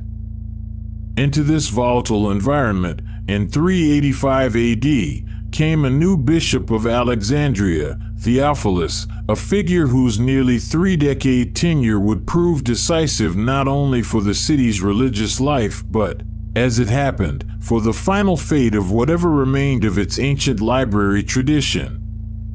Theophilus was, by the accounts of both his supporters and his later critics, an unusually forceful and politically capable churchman, willing to use the growing legal and social power available to Christian bishops under the increasingly Christian Roman state to reshape Alexandria's public religious life decisively in his community's favor. The specific spark that would lead to the Serapeum's destruction, according to the most detailed surviving account, written by the church historian Rufinus, who claims to have had access to reasonably direct testimony from the period, though modern historians note that Rufinus, like every other source for these events, wrote with a clear Christian perspective that shapes how he presents the story, began with a dispute over an abandoned pagan temple building that Theophilus had obtained permission to convert into a Christian church. During renovation work, Workers reportedly uncovered underground chambers containing objects associated with pagan religious mysteries, and Theophilus, according to Rufinus's account, publicly displayed these objects in a manner intended to mock and provoke Alexandria's remaining pagan community. The pagan reaction, as this same account describes it, was swift and violent. A group of Alexandria's pagan residents, reportedly including philosophers and scholars associated with the city's remaining intellectual traditions, rose up, attacked Christians in the vicinity, and then retreated into the fortified compound of the Serapeum itself, using the massive temple complex as a defensible stronghold from which they continued to resist. What followed would bring this centuries-long story of gradual institutional decline to its single most decisive and best documented moment of deliberate destruction. The siege and eventual destruction of the Serapeum in 391 AD is, among all the events in this 700-year story, one of the better attested by ancient sources. Though better attested in ancient history is always a relative term, and the surviving accounts still disagree with one another on important specifics. What emerges from a careful comparison of the available sources is a sequence something like this. Following the outbreak of violence described in the previous chapter, word of the confrontation reached the Emperor Theodosius I himself in Constantinople, and an imperial rescript arrived in Alexandria addressing the crisis. The precise content of that imperial order is itself a point where the ancient sources diverge in ways that matter enormously for how this event should be understood. Some accounts suggest the emperor's rescript pardoned the pagans who had participated in the initial violence but ordered the destruction of the pagan temples that had been the site of the conflict, explicitly including the Serapeum. Other, more general accounts frame the destruction as flowing more broadly from Theodosius's empire-wide policy of suppressing pagan worship, applied to Alexandria's situation as a particularly visible test case. Modern historians generally treat the imperial order as real and significant, while noting that the surviving accounts of its exact wording come to us only through later Christian writers with an obvious interest in presenting the destruction as a lawful, emperor-sanctioned act of religious correction rather than an uncontrolled act of mob violence. What is not seriously disputed is the outcome. A large crowd, described by ancient sources as including Christian clergy, monks from communities outside the city, and ordinary Alexandrian residents, though the exact composition and scale of the crowd cannot be established with precision, gathered at the Serapeum and proceeded to systematically demolish it. You do not need a detailed account of the physical violence involved to understand what this moment meant. Picture, instead, the temple itself, one of the largest religious structures in the Roman world, its colonnades and inner sanctuary the product of centuries of continuous investment by Ptolemaic kings and Roman emperors alike, and, within its walls or immediately adjacent to them, whatever remained of Alexandria's once legendary library collection, the daughter library that had, by this point in the 4th century, effectively become the last significant surviving remnant of the entire Ptolemaic collecting project begun more than 600 years earlier. Ancient sources describe the crowd tearing down the temple's statue of Serapis itself, a colossal cult image that pagan tradition had long associated with maintaining the very order of the cosmos, with some accounts claiming pagan onlookers genuinely feared that the world itself might end once the statue was destroyed, a fear that, needless to say, did not come to pass. The temple complex's physical structure was substantially demolished in the aftermath, its stones in some cases reportedly repurposed for other building projects in the city. In keeping with a common pattern across the late antique Mediterranean world in which the physical fabric of abandoned or suppressed religious buildings was recycled into new Christian churches and civic structures rather than left to decay in place. What happened, in this same period, to whatever books remained in the Serapeum's library is a question the ancient sources address with frustrating brevity. No source provides a detailed, confident account of book burning specifically, in the way later popular retellings of this story sometimes suggest. No vivid ancient description exists of flames consuming stacks of scrolls in the temple courtyard.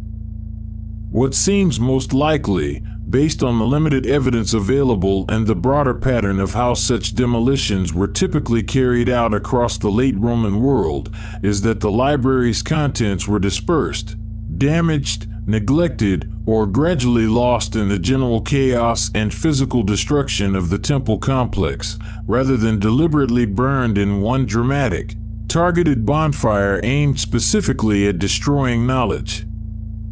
Some individual books may have survived the initial destruction only to be lost more gradually afterward through neglect, further building demolition, or simple decay, as no institution remained afterward with the resources or the mandate to continue collecting, copying, and preserving them the way the Ptolemaic Mausion once had. This distinction matters enormously for understanding the true shape of this story. The Serapeum's destruction in 391 AD was real, well documented by ancient standards, and driven by genuine religious and political conflict between Alexandria's Christian and pagan communities. But even this most dramatic and best attested episode in the library's long decline was not, so far as the sources allow historians to reconstruct it, a single deliberate act of book burning aimed specifically at erasing knowledge. It was the violent end of a religious institution that happened to also house a library, in a city whose relationship with its own intellectual inheritance had already been eroding for centuries through royal neglect, civil war, and shifting Roman priorities, long before Theophilus and his followers ever marched on the temple's gates. In the years that followed the demolition, a church was reportedly built on or near the site of the former temple, dedicated in some accounts to St. John the Baptist, in keeping with a broader pattern seen across the late antique Mediterranean world in which destroyed or converted pagan sanctuaries were replaced with Christian structures as a deliberate statement of religious succession, the new faith rising, quite literally, on the physical foundations of the old. Archaeological excavations conducted in Alexandria in the 20th century did recover substantial architectural fragments consistent with ancient descriptions of the Serapeum complex, including sections of its foundation platform and a small number of inscribed foundation deposits buried beneath the temple at its original construction centuries earlier, physical evidence that, while it cannot resolve every question the ancient textual sources leave open, at least confirms the temple's location and helps modern historians estimate its true monumental scale with more confidence than the literary sources alone could provide. The Serapeum's fall did not end Alexandria's intellectual life entirely. A tradition of philosophy and mathematics continued in the city for at least another generation, centered around a handful of remaining scholars who carried the older Hellenistic learning forward even in an increasingly Christian-dominated civic environment. The most famous of these scholars, and the figure whose own death would come to symbolize, more powerfully than any burning building, the true end of the world the Ptolemaic library had represented, was a woman named Hypatia. Hypatia of Alexandria was, by the consistent testimony of both her contemporaries and later historians across religious lines, one of the most respected mathematicians and philosophers of her era, a rare and remarkable position for any woman to hold in the ancient Mediterranean world, and a testament to both her own exceptional abilities and to Alexandria's continuing, if diminished, tradition of taking female scholarly achievement seriously in a way that few other cities of the period did.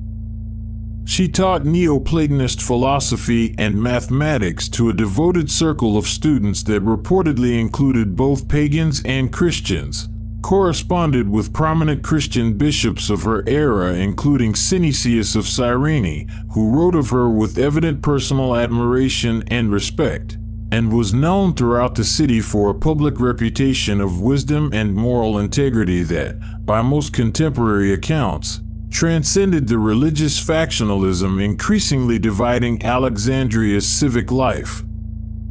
Hypatia's own scholarly work is known to modern historians only in fragments and through references in later sources, since none of her original writings survive intact into the present day, itself a small, quiet example of the same broader pattern of loss this entire story concerns.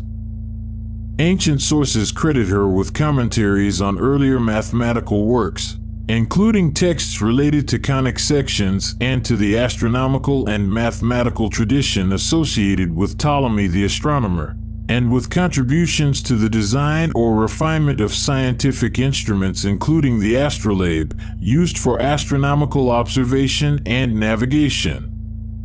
Whether every specific technical contribution later tradition has attributed to her reflects her own original work, or in some cases reflects collaborative work with her father Theon, himself a respected mathematician and the last well-documented head of the Mouseion tradition in Alexandria, is a question modern scholars continue to debate, given how fragmentary the surviving evidence for her specific individual contributions actually is.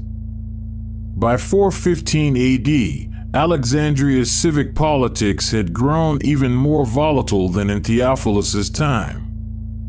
Theophilus himself had died in 412, succeeded as bishop by his nephew Cyril, a figure whose own tenure would prove, if anything, even more assertive in expanding the church's practical authority within the city, and whose relationship with the Roman imperial prefect governing Alexandria, a man named Orestes, grew increasingly hostile over the following years.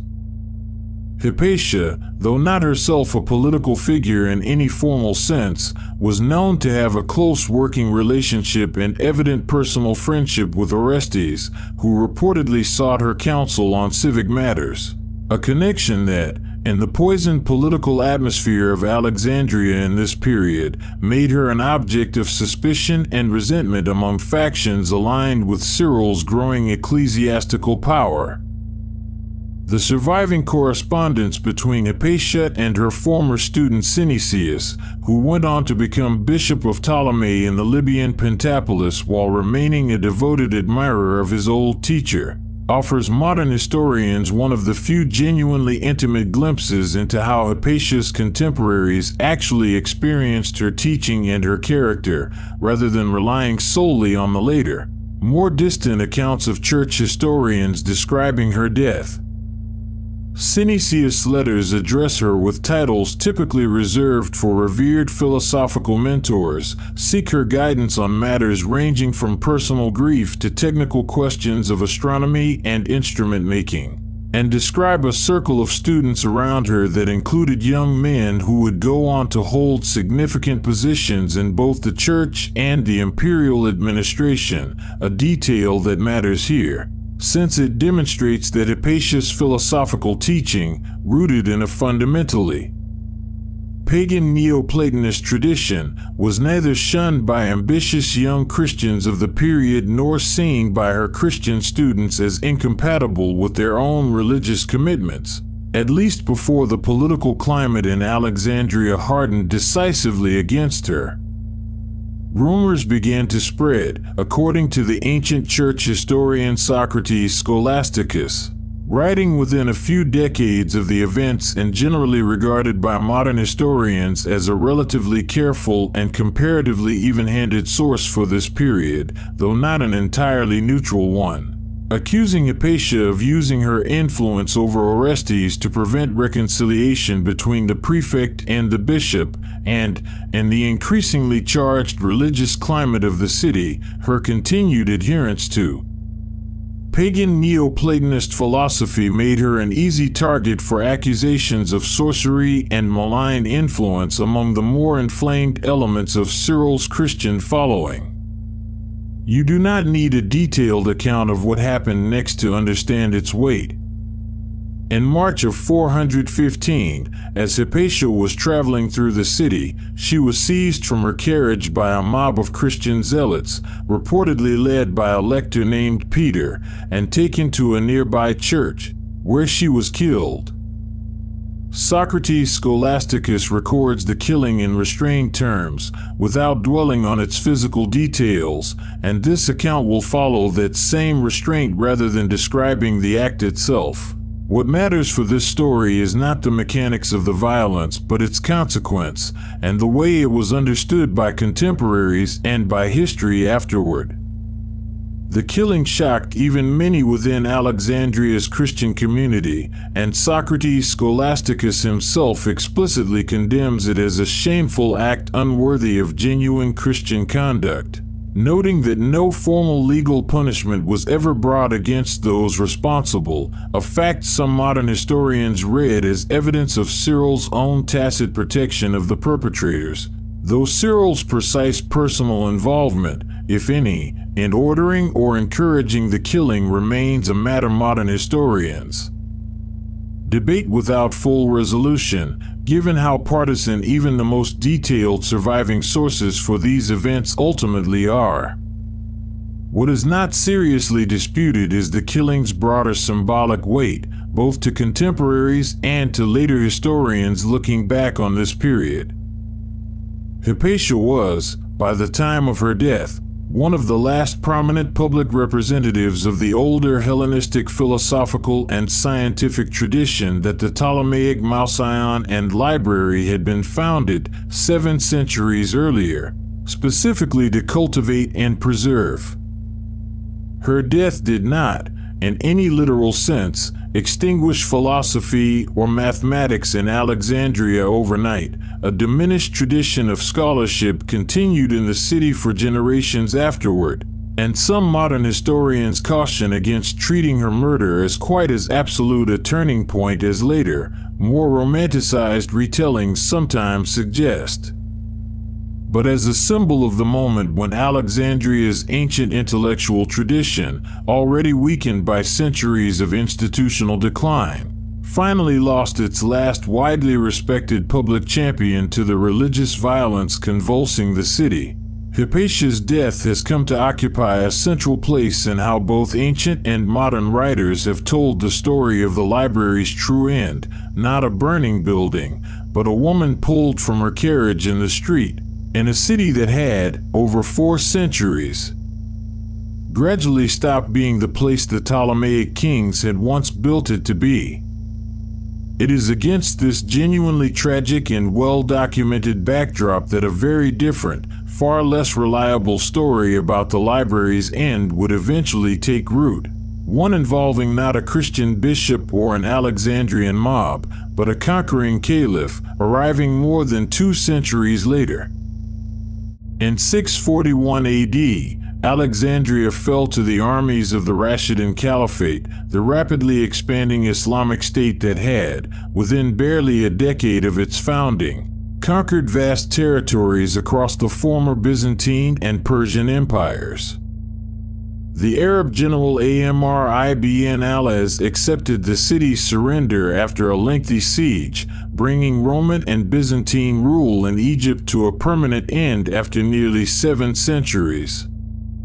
This conquest is a well-documented historical event in its own right, marking a genuine turning point in Egypt's political and religious history. what is considerably less well documented, and what modern historians now treat, with a fair degree of consensus, as a later legend rather than a reliable historical account, is a specific and famous story about what happened, in this same period, to whatever remained of Alexandria's ancient library. The story, in its most commonly repeated form, goes like this: upon capturing Alexandria, Amr ibn al-As is said to have written to the Caliph Umar, asking what should be done with the city's library. Umar's reported reply has become one of the most quoted lines in the entire mythology surrounding this institution. If the books agreed with the Quran, they were unnecessary and could be destroyed. If they disagreed with it, they were dangerous and should be destroyed regardless. According to this legend, the city's entire remaining book collection was then distributed as fuel to heat the city's public bathhouses and burned over a period of 6 months. It is a vivid, dramatic, morally clean story, and it is almost certainly not what actually happened. The historiographical case against this story, built up carefully by modern scholars over the past 2 centuries, rests on several converging lines of evidence. First and most importantly, the story appears nowhere in any source contemporary with the events it describes, nor in any source from the following several centuries.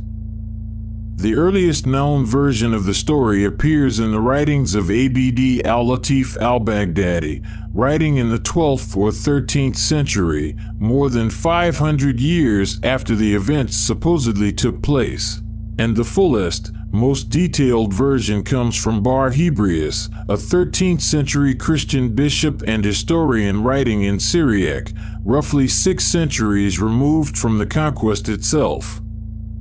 For an event of this supposed magnitude, the destruction of a legendary library by explicit caliphal order, the near total silence of every earlier source, including detailed contemporary Christian and Muslim accounts of the conquest of Alexandria that discuss the city's fate in other respects, is difficult to explain if the burning had genuinely occurred as described. Second, as the previous several chapters of this account should already make clear, there is a serious and well-founded question about whether there was, by 641 AD, any substantial library left in Alexandria at all for Amr ibn al-As to have found. The original Mausaeon library had been effectively gone since at least the 3rd century destruction under Aurelian, if not earlier. The Serapeum's daughter library had been destroyed, or at minimum dispersed and left without institutional support, following the temple's demolition in 391 AD, 250 years before the Arab conquest. Whatever scattered private book collections may have still existed in Alexandria by the mid-7th century almost certainly bore little resemblance to the legendary, centrally organized royal collection of the Ptolemaic era being described in the later Arabic and Syriac legend. Some modern historians have suggested the story may have originated, centuries after the fact, as a piece of anti-Islamic polemic circulating among Christian communities under Muslim rule, intended to cast the conquest in the worst possible light by attributing to it the destruction of a famous institution that had, in reality, already ceased to exist for the better part of 3 centuries by the time the story's events supposedly occurred. Other historians propose it may instead reflect a later Muslim tradition, possibly intended to illustrate a point about religious priorities and the relative unimportance of secular learning compared to scripture, using the already legendary library as a rhetorically convenient, if historically inaccurate, vehicle for that argument, without necessarily being crafted with hostile intent toward Islam at all. Modern historians examining this question are not unanimous down to the last detail. A small minority continue to argue the story preserves some kernel of a real, if much smaller and later embellished, event, But the clear consensus among specialists in this period is that the Caliph Umar book burning story should be treated as a legend that developed centuries after the fact, not as reliable history, and should certainly not be treated as the true or primary explanation for the library's disappearance. The real explanation, as this account has tried to show across the preceding chapters, is both less dramatic and, in its own way, more instructive, a gradual, centuries-long process of institutional decline, driven by shifting royal and imperial priorities, periodic wartime destruction that was rarely aimed specifically at the library itself, and a slow erosion of the sustained investment any such institution requires simply to maintain its existing holdings against the ordinary decay of time. A process that had already run its course, in all the ways that mattered most, roughly 2.5 centuries before a single Arab soldier ever set foot in Alexandria. The legend's durability owes a great deal to how enthusiastically it was picked up by European writers of the 18th and 19th centuries, well after its medieval origins, for reasons that had rather less to do with careful historical inquiry than with the intellectual and religious debates of their own era. Edward Gibbon, the 18th century English historian whose monumental history of Rome's decline remains widely read to this day, repeated the Umar story in his own work, and his considerable literary authority helped fix it firmly in the popular European historical imagination for generations of readers who encountered it through him rather than through any direct engagement with the thin and late medieval sources on which it actually rested. Some modern historians have noted, with a certain wry irony, that the story proved useful to different European writers for almost contradictory purposes across this period. Some deployed it as an argument for the supposed cultural backwardness of Islamic civilization relative to Europe's own classical inheritance, while others, in a more skeptical Enlightenment mood already suspicious of organized religion generally, found it a convenient parable about the dangers of religious dogmatism. Erasing secular learning, a criticism aimed, in the minds of some of these writers, as much at their own continent's history of religious censorship and book burning as at the specific Arab conquest of Alexandria they claim to be describing. This pattern, in which a historically thin story becomes more widely repeated because it serves a rhetorical purpose entirely separate from its actual evidentiary basis, is not unique to the Umar legend, and modern historians of the library have noted that Caesar's fire suffered from a milder version of the same dynamic. Later Roman authors, and centuries afterward, European scholars educated in that same Roman historical tradition had their own reasons to prefer a version of events centered on a single famous individual's dramatic action rather than a more diffuse, harder to narrate story of gradual institutional decline. Untangling which parts of the library's popular legend reflect genuine ancient testimony, and which parts reflect many centuries of later writers reshaping the story to fit the arguments and anxieties of their own times, has become, in recent decades, almost as significant a scholarly project in its own right as reconstructing the library's actual ancient history. A reminder that the way a story about lost knowledge gets told and retold across the centuries is itself a form of history worth taking seriously. Why, then, has the Caliph Umar legend proven so durable, repeated confidently in popular histories and casual conversation for centuries after historians began seriously questioning it? Part of the answer likely lies in the same instinct that makes the Caesar's fire version of the story so appealing. A single villain and a single dramatic moment are simply easier to tell, remember, and retell than a slow, multi-century process involving shifting royal budgets, civil wars fought for unrelated political reasons, and a religious mob whose primary target was a temple rather than a book collection. The truth of the library's disappearance resists the kind of clean narrative closure that both of its most famous legends, Caesar's fire and Umar's bathhouses, offer so readily. It is a story about slow entropy, not sudden villainy, and slow entropy rarely makes for a satisfying campfire tale. Whatever the precise mechanism or the precise moment historians eventually settle on as most decisive, the practical result, by the time of the Arab conquest in 641 AD, was the same. Whatever had once made Alexandria's library the single greatest concentration of written knowledge in the ancient Mediterranean world was, in every meaningful sense, already gone. Having traced the slow, multi-century unraveling of the library's institutional existence, it is worth pausing to consider a harder and in some ways sadder question: what, specifically, was actually lost?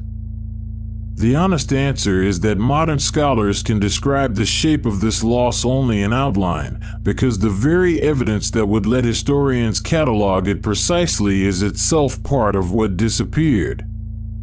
Ancient sources occasionally mention specific lost works whose absence particularly frustrates modern historians.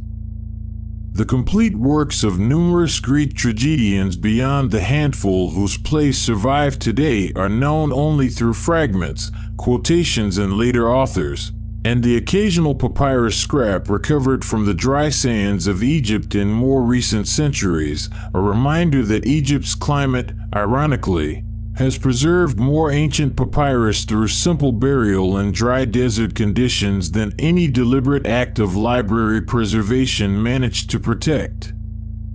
The historian Diodorus Siculus and several other ancient authors reference now-lost histories and geographical treatises that would have provided modern historians with far more detailed and reliable information about numerous ancient civilizations, including regions of Africa, Arabia, and Asia about which surviving ancient sources offer only frustratingly brief and second-hand accounts.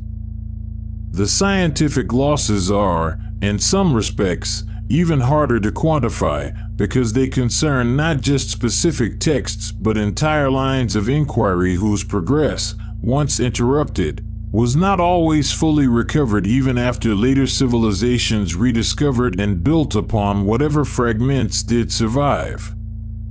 Some modern historians of science have speculated, with appropriate caution given how difficult such counterfactual questions are to answer with any confidence, about how much further certain fields, particularly astronomy, given the sophisticated observational and mathematical work known to have been conducted by Alexandrian scholars such as Hipparchus, whose star catalogue and astronomical observations were still being referenced by later astronomers centuries after his own works had been lost, and were known to those later writers only through quotation and summary. The full extent of what Hipparchus and his Alexandrian contemporaries actually calculated, measured, and theorized about the movements of the heavens is now permanently unknowable in its original form, reconstructed only through the second-hand references that happen to survive in the works of later writers who did have access to the originals. Other named losses illustrate the same pattern across different fields entirely. Manetho, an Egyptian priest working in the early Ptolemaic period, composed a history of Egypt organized around the dynastic king lists that modern Egyptology still uses as a basic chronological framework, yet his original work survives only through fragments quoted by much later Christian chroniclers arguing about biblical chronology, meaning the very structure modern scholars use to date the pharaohs comes to us filtered through a chain of quotations several steps removed from Manetho's own. Lost original.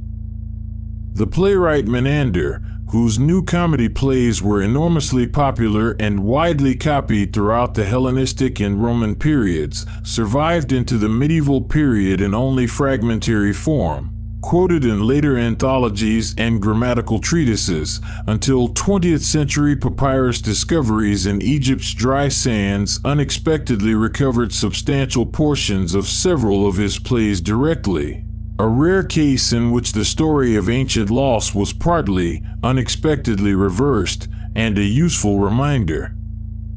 that some of what historians once assumed was gone forever from the library's tradition has occasionally resurfaced through channels entirely unrelated to the library's own institutional survival.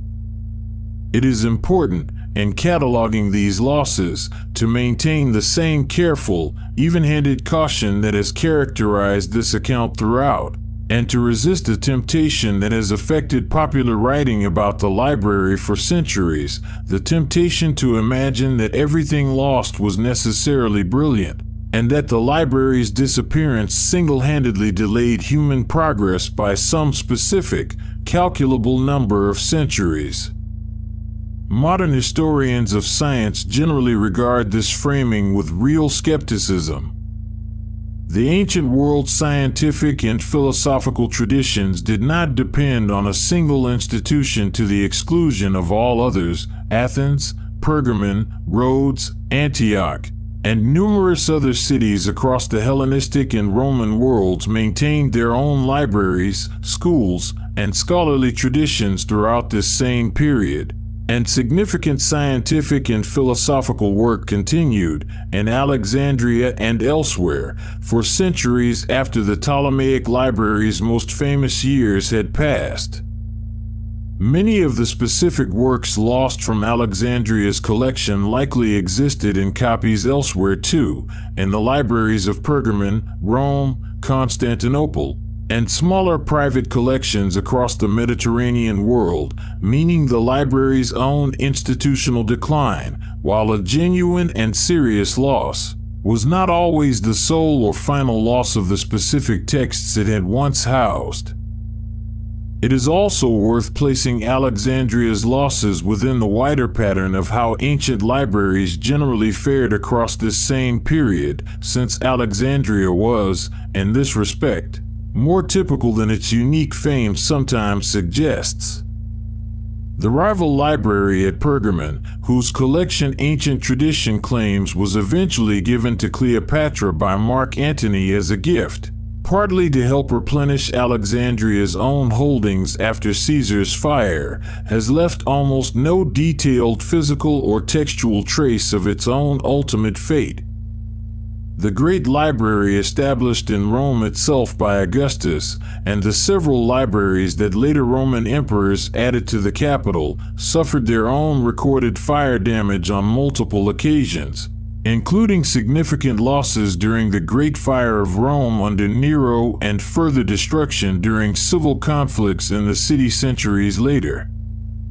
Almost no major ancient library, in fact, survived intact into the medieval period through simple, continuous, uninterrupted institutional preservation, a sobering pattern that suggests Alexandria's fate, however much cultural weight later storytelling has attached to it specifically, reflects a broader and more structural vulnerability affecting nearly every comparable institution the ancient Mediterranean world produced, rather than some uniquely catastrophic misfortune that singled out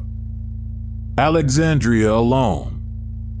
What can be said with more confidence, and without needing to inflate the claim into something the evidence cannot support, is this: the Library of Alexandria's true significance lay not merely in any single lost text, however valuable, but in what it represented as an institution and an idea, the first sustained, systematically organized attempt in the ancient Mediterranean world to gather, preserve, compare, and build upon the written knowledge of an entire civilization in one place, with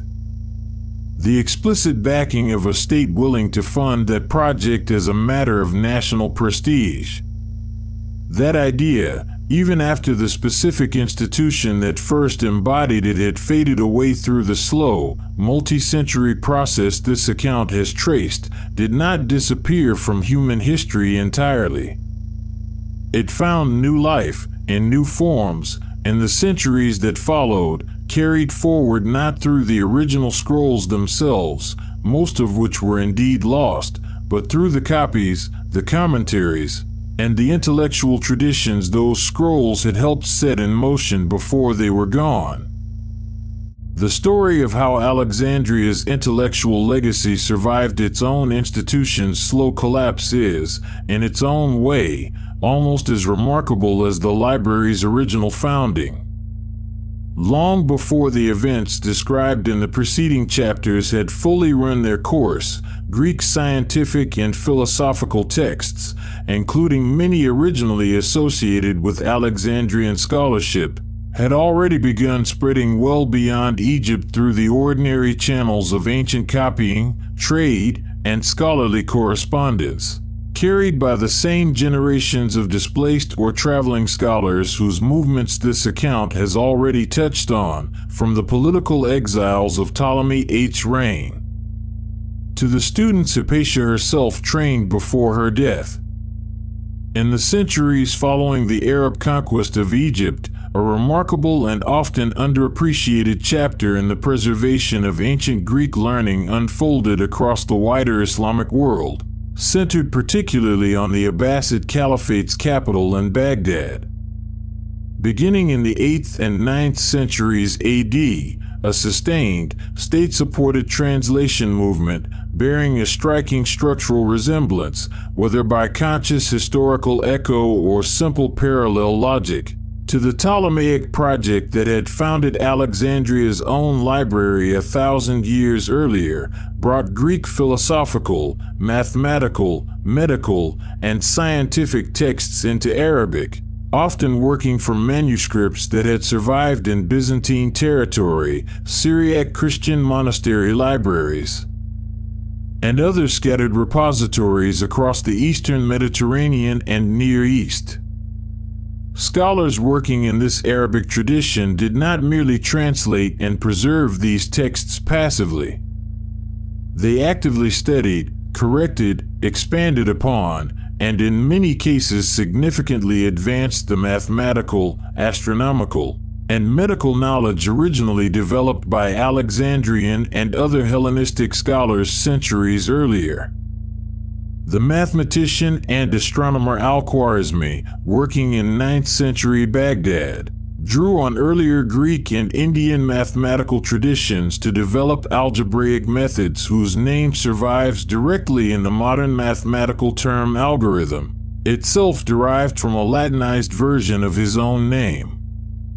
Physicians working in this tradition built substantially on the anatomical and medical groundwork laid by Alexandrian scholars, including Theophilus centuries earlier, in some cases correcting errors in the earlier Greek medical tradition through their own continued observation and practice. The institutional center of this translation effort, an establishment in Baghdad that later tradition came to call the House of Wisdom, drew scholars from across the Abbasid Caliphate's vast territory regardless of their own religious background. Muslim, Christian, and Jewish scholars worked alongside one another on this shared project of translation and commentary, in an arrangement that later historians have sometimes compared, not unreasonably, to the cosmopolitan, religiously mixed scholarly community the Ptolemaic Malsion had once assembled in Alexandria itself, many centuries earlier and under a very different religious and political order.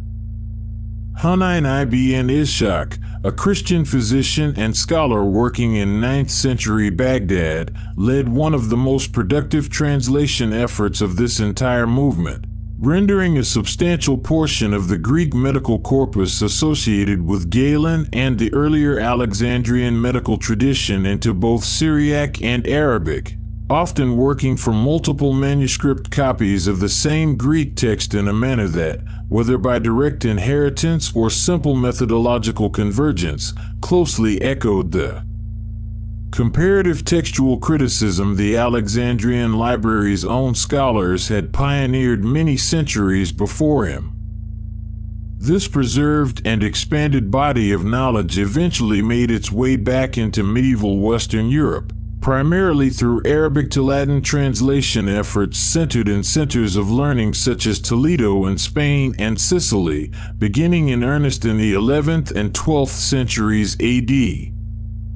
Many foundational texts of the later European philosophical and scientific tradition, including crucial works of Aristotle, whose original Greek texts had in some cases been lost or become inaccessible in Western Europe during the preceding centuries, reached medieval European scholars specifically through this Arabic intermediary tradition, carrying forward, however indirectly and through however many intervening centuries and languages, threads of scholarship that traced their ultimate origin back to the same broad intellectual world the Ptolemaic library had once anchored. By the time of the European Renaissance, beginning in the 14th and 15th centuries, renewed direct interest in recovering and studying original Greek manuscripts, accelerated considerably by an influx of Greek scholars and manuscripts fleeing the final Byzantine collapse and the fall of Constantinople to Ottoman forces in 1453, brought a fresh wave of attention to whatever ancient Greek texts had managed to survive across the preceding millennium, scattered among monastery libraries, private collections, and the Islamic scholarly tradition that had done so much to preserve and transmit them. The Library of Alexandria itself, as a physical institution, had been gone for the better part of 1,000 years by this point.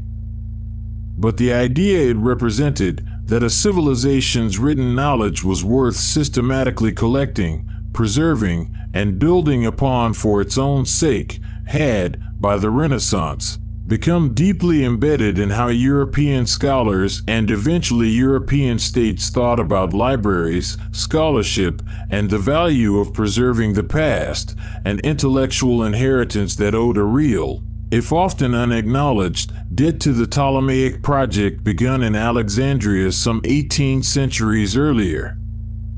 Hypatia's own posthumous reputation followed a winding path of its own across these later centuries, one final small echo of the broader pattern this account has traced throughout. For much of the medieval period she was remembered, when remembered at all, primarily through the brief and relatively restrained account left by Socrates Scholasticus. It was really only during the Enlightenment, more than 13 centuries after her death, that European writers, including Voltaire, who invoked her explicitly in his own polemics against religious fanaticism and institutional intolerance, transformed her into a symbol considerably larger than the historical woman herself, a martyr for reason and secular learning set against the forces of religious dogmatism. Modern historians generally treat this later Enlightenment era portrait with the same careful caution applied throughout this account to every other larger-than-life version of these events. Hypatia was, by the genuine testimony of her own contemporaries, an exceptional and widely admired teacher and mathematician, and her death at the hands of a religiously motivated mob is real and well attested. But the fullest, most symbolically weighted version of her story, much like the fullest version of Caesar's fire or Umar's bathhouses, owes at least part of its enduring shape to writers living many centuries after the fact, reaching back into this same 700-year story to find a figure who could carry the moral weight their own era needed her to carry. It is worth noting, in closing this account of the library's afterlife, that Alexandria's own name has remained permanently and inseparably linked to the very ideal of the great library ever since, invoked, across the centuries that followed its physical disappearance, as the measure against which every subsequent effort to gather and preserve human knowledge in one place would eventually be compared. A legacy built not on the survival of its physical shelves, which did not survive, but on the enduring power of what it had once attempted to do. If you have followed this story from its beginning, you already know that it resists the simple shape most people expect from it. There was no single fire that ended the great Library of Alexandria, no single villain whose name alone explains its disappearance, no single afternoon after which the ancient world was suddenly, irrevocably poorer than it had been the day before. There was a harbor fire during a Roman general's siege, probably smaller and less targeted than legend remembers it. There was a slow withdrawal of royal attention as Ptolemaic kings gave way to Roman administrators with other priorities. There was a Jewish revolt, a 3rd century civil war, a temple demolished by a Christian mob acting on imperial authority, and a brilliant woman pulled from her carriage in the street 2.5 decades later. There was, finally, a legend about a caliph and a bathhouse that arrived centuries after the institution it claims to have destroyed had already, in every practical sense, ceased to exist. What actually killed the Library of Alexandria, in other words, was not any single catastrophe but the slow failure of something more fragile and more ordinary than any dramatic burning, the sustained, uninterrupted institutional will to keep funding scholars, keep recopying aging papyrus before it crumbled, keep the whole delicate machinery of collection and preservation running, decade after decade, without the kind of singular crisis that makes for a memorable story. Institutions like that do not usually die from a single mortal wound. They die from 1,000 small withdrawals of attention and resources, each one, in its own moment, feeling too minor to mourn. There is something genuinely instructive in this, beyond the specific historical facts of Alexandria's rise and fall. The version of this story people usually tell, one fire, one villain, one afternoon of irreversible loss, is comforting in a way the real story is not, because it suggests that great institutions are lost only through dramatic violence, through the kind of catastrophe you can see coming and, perhaps, guard against. The real story suggests something quieter and, in its way, more unsettling, that the things a civilization builds to remember itself can disappear not through any single enemy's malice, but through the accumulated weight of ordinary neglect, shifting priorities, and the simple passage of centuries during which no one quite noticed that the investment required to keep something alive had slowly stopped arriving. Alexandria itself did not vanish along with its library. The city endured, through Roman rule, through the Christian centuries that followed, through the Arab conquest and the centuries of history that came after it, still standing on the same stretch of Egyptian coastline Alexander the Great chose more than 2,000 years ago. But the particular institution that once tried, with genuine and unprecedented ambition, to gather every book in the known world under one roof did not endure alongside it. It faded, chapter by chapter, crisis by crisis, across 7 centuries, until the last scholars who remembered what it had once been were themselves gone, and only the legend, simplified, dramatized, and in its most famous version simply wrong, remained to carry its name forward. Let this, then, be where the story settles, not in a burning building, and not in the reign of any single conqueror, but in the quiet, accumulating weight of centuries, the true and far stranger shape that the fall of the greatest library the ancient world ever built actually took.